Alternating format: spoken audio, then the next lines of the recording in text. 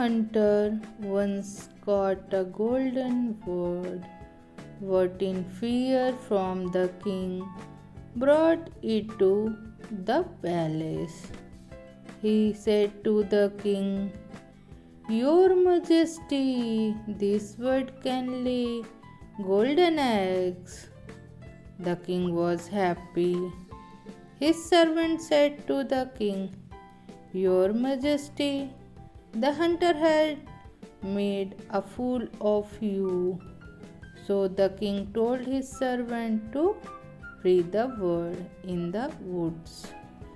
The bird thought that this kingdom was full of fools.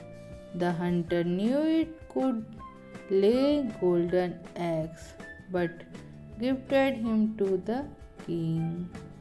The king listened to his servant and asked them to set it free. The moral of the story is, make a decision only after you know the truth.